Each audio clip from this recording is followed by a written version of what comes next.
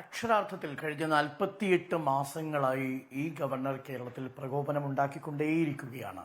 Article 386 എങ്ങനെ ഉപയോഗിക്കാം എന്നത് പല ഘട്ടങ്ങളിൽ ആലോചിച്ചു. അത് നടപ്പിലാവുന്നില്ല എന്ന് കാണുമ്പോൾ ഭരണസ്തംഭനമുണ്ടാക്കുന്നത് എങ്ങനെയാണ് എന്നതിനെക്കുറിച്ച് ഗവർണർ ആലോചിക്കുന്നു. ഫലമോ 2.5 വർഷം പഴക്കമുള്ള ബില്ലുകളടക്കം 8 നിർണായകമായ ബില്ലുകൾ, അതും തന്നെ സർവകലാശാലയുടെ ചാൻസലർ സ്ഥാനത്ത് നിന്ന് മാറ്റുന്നതടക്കമുള്ള ബില്ലുകൾ തടഞ്ഞുവെച്ചുകൊണ്ടാണ് ഗവർണർ ഭരണസ്തംഭനം നടത്തുന്നത്. അത് കഴിയുമ്പോൾ 370 ഉപയോഗിക്കാൻ സാധിക്കുമോ? എങ്ങനെയാണ് സാമ്പത്തിക അടിയന്തരാവസ്ഥ ഉപയോഗിച്ചുകൊണ്ട് കേരളം എന്ന സംസ്ഥാനത്തെ പിടിച്ചെടുക്കാൻ കഴിയുന്നത്? എങ്ങനെയാണ്? അങ്ങനെ ഗവർണർ നിരന്തരമായ പ്രകോപനം ഉണ്ടാക്കിക്കൊണ്ടിരിക്കുന്നു എന്നുള്ളതാണ്. ഒരു കാര്യം പ്രേക്ഷകർ മനസ്സിലാക്കണം. ഇന്ന് ഗവർണർ കാലിക്കറ്റ് സർവകലാശാലയുടെ ഗസ്റ്റ് ഹൗസിൽ താമസിക്കാൻ വന്നത് എന്ത് അധികാരത്തിലാണ്? ഉത്തരമുണ്ട്, ചാൻസലർ എന്ന അധികാരത്തിലാണ്.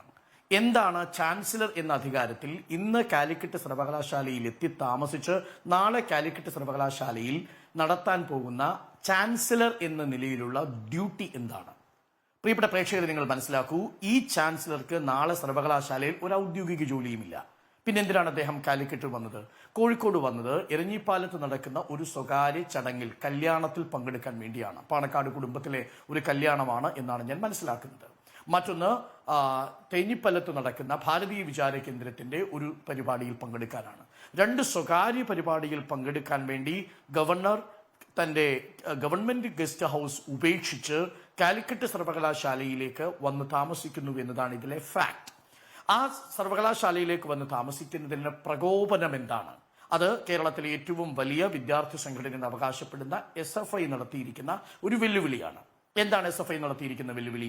കേരളത്തിലെ സർവകലാശാലയിലേക്ക് ചട്ടവിരുദ്ധമായി സംഘീവൽക്കരണം നടത്തുന്നു, കാവ്യവൽക്കരണം നടത്തത്തക്ക രീതിയിലേക്ക് ചില വിദ്യാർത്ഥികളെ പിൻവാതിലിലൂടെ നോമിനേറ്റ് ചെയ്തിരിക്കുന്നു, യോഗ്യതയില്ലാത്തവരെ. ഈ വസ്തുത ശരിയാണോ? ശരിയാണ് എന്ന് പറഞ്ഞത് കേരള ഹൈക്കോടതിയാണ്. അങ്ങനെ കേരള ഹൈക്കോടതി 4 വിദ്യാർത്ഥികളുടെ നോമിനേഷൻ റദ്ദു ചെയ്തിരിക്കുന്ന പശ്ചാത്തലത്തിലാണ്. അതായത് SFI പറഞ്ഞതിനെ ഭാഗികമായി കേരള സർവകലാശാലയുടെ കാര്യത്തിൽ ഹൈക്കോടതി പൂർണ്ണമായിട്ടും അംഗീകരിച്ചിരിക്കുന്നു.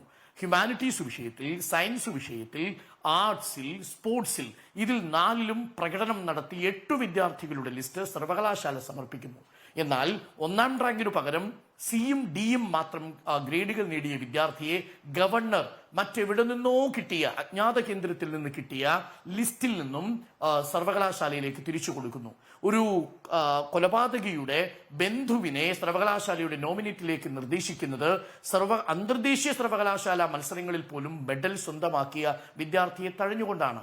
അങ്ങനെ യോഗ്യതയെ പൂർണ്ണമായും അട്ടിമറിച്ചുകൊണ്ട് സംഖ്യവൽക്കരണം നടത്തുന്ന, കാവ്യവൽക്കരണം നടത്തുന്ന ഗവർണർക്കെതിരെ, ചാൻസലർക്കെതിരെയാണ് SFI ഒരു വെല്ലുവിളി നടത്തുന്നത്.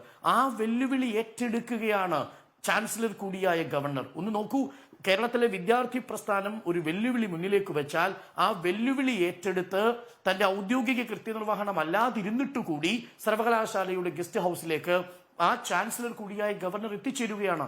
അക്കാദമിക് അന്തരീക്ഷം സമാധാനപരമായി നിലനിർത്തിക്കൊണ്ടു പോകാനുള്ള ഉത്തരവാദിത്വമുള്ള ഒരു ചാൻസലറാണ് വിദ്യാർത്ഥികളെ പ്രകോപിപ്പിക്കത്തക്ക രീതിയിൽ ഈ ഗവൺമെന്റ് ഗസ്റ്റ് ഹൗസിൽ നിന്ന് മാറി പകരം അവരെ പ്രകോപിപ്പിക്കുക എന്ന ഒരൊറ്റ ഉദ്ദേശത്തോടു കൂടി കാലിക്കറ്റ് സർവകലാശാലയിലേക്ക് വരുന്നത്. ഇത് അക്കാദമികമായി എന്ത് ഗുണമാണ് വരുത്തുക എന്നത് പ്രേക്ഷകർ ആലോചിക്കണം. ഞാൻ ഒരിക്കൽ കൂടി ഓർമ്മിപ്പിക്കട്ടെ, നാളെ കാലിക്കറ്റ് സർവകലാശാലയുടെ അക്കാദമിക ചർച്ചയിൽ പങ്കെടുക്കാനല്ല ഈ ഗവർണർ എത്തുന്നത്. ഒരു കാര്യം കൂടി പറഞ്ഞ് ഞാൻ അവസാനിപ്പിക്കാം.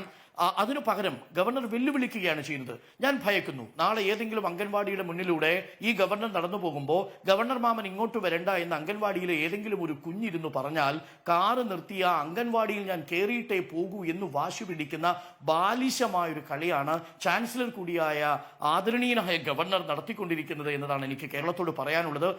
ഇങ്ങനെയൊരു ചാൻസലർ കേരളത്തിന്റെ അക്കാദമികമായ അന്തരീക്ഷത്തെ മോശമാക്കുന്നു എന്നതിനും അപ്പുറത്തേക്ക് ഒരു ഗുണവും നൽകുന്നില്ലെന്ന് മാത്രവുമല്ല, അദ്ദേഹം ഇന്ന് പറഞ്ഞതെന്താണ്? Bloody criminals. ഒരു വാക്കുകൂടി പറഞ്ഞു അദ്ദേഹം, ബ്ലഡി കണ്ണൂർ. കണ്ണൂരിനെ കുറിച്ചാണ് കേരളത്തിന്റെ പ്രതിനിധിയായി കേന്ദ്രത്തിലുള്ള വി മുരളീധരൻ എന്ന ആദരണീയനായ മന്ത്രി പറയണം, ഈ കണ്ണൂർ ബ്ലഡി കണ്ണൂർ, കണ്ണൂർ ഒരു ബ്ലഡി കണ്ണൂരാണോ? എന്ന ഗവർണർ ഈ തൊട്ടിലിൽ കിടന്ന് ഇങ്ക് കുടിച്ചുകൊണ്ടിരിക്കുമ്പോൾ ഇൻകുലാബാദ് വിളിച്ച AKGയുടെ നാടാണ് കണ്ണൂര്.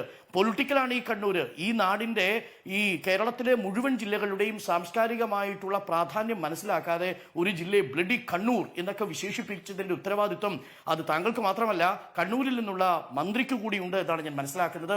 അതുകൊണ്ട് കേരളത്തിന്റെ ഗവർണർ കേരളത്തോട് മിനിമം പുലർത്തേണ്ട ഒരു ധാർമ്മിക ഉത്തരവാദിത്വമുണ്ട്. അങ്ങത് മറക്കരുത് എന്നതാണ് എനിക്ക് പറയാനുള്ളത് ഈ ഘട്ടത്തിൽ, ആദ്യഘട്ടത്തിൽ.